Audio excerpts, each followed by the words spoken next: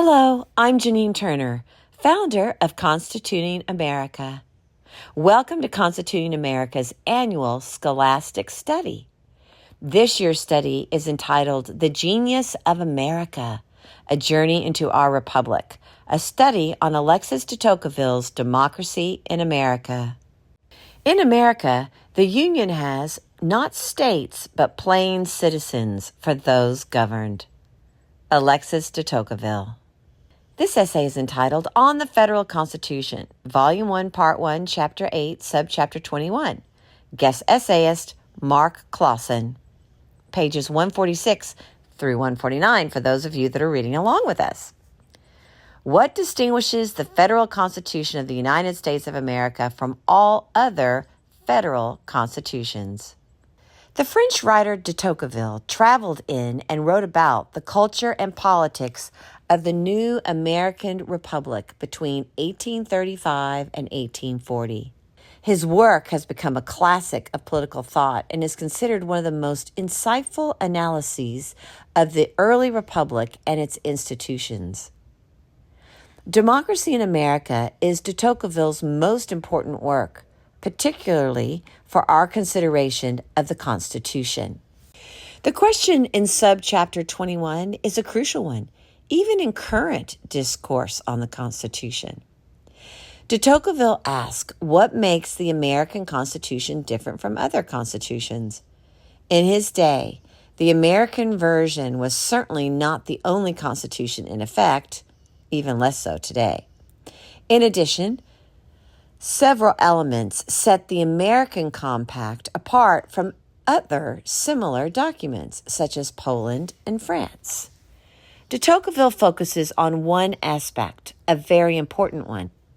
As he explains it, the most unique innovation of the American Constitution is that, unlike the previous Articles of Confederation, whose provisions only allowed the national government to operate on state governments as a whole, the new compact's provisions operated directly on citizens of each state.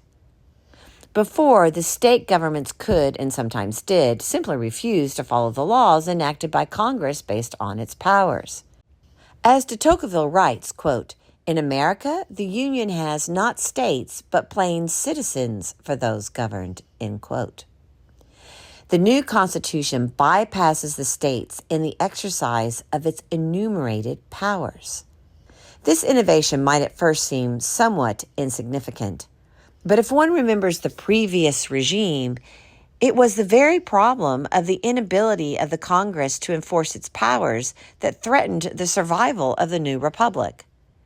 This flaw, at least in large part, drove the Constitutional Convention to take drastic action in devising a wholly new social compact.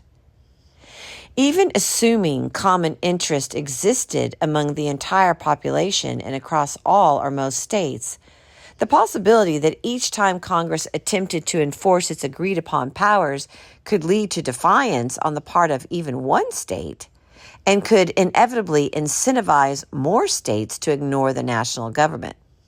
The entire Confederation might disintegrate.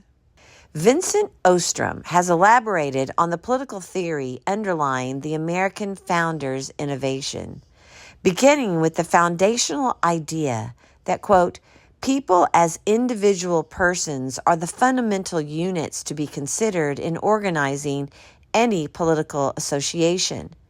The individual person is the doer of acts.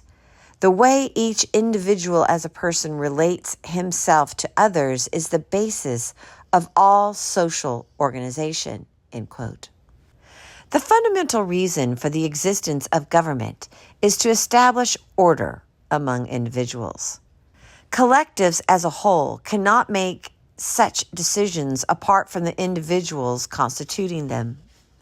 Moreover, individuals as individuals are the recipients of political order, as a given law or policy does not fall on any abstract entity called a state, but on natural humans, notwithstanding the occasional legal attribution of some corporate entities as legal persons. Even a decision affecting a corporation in the first instance, eventually affects the individuals related to that corporation, not the thing called a corporation, for example, employees and consumers. In addition, De Tocqueville and the American founders recognized that laws needed to be enforced to be effective. But under the previous Articles of Confederation, sanctions amounted only to advice or suggestions. To be effective, laws had to be enforceable as against individuals, the actual actors. Without the design of the founders, the very idea of a government and its goals would be thwarted to the detriment of the citizens. Once again, one can see the uniqueness of the American Constitution. It would not be an overstatement to assert that the American constitutional system would not work, in fact, might collapse, without this innovation added by the founders. This essay was written by Marc A. Clauson. Marc A. Clauson is professor of history, law, and political economy, and professor in honors at Cedarville University. Marc holds a PhD from the University of the Orange Free State, essay, intellectual history, and polity.